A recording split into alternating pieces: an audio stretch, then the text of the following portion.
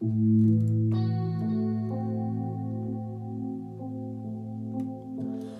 وقت آینده رو بده بره، همه خفه گوش کن به حرف دلت. وقتی تنهایی و گوش و اسکنی زندگی، تازه میفهمی چقدر شعر رو بره.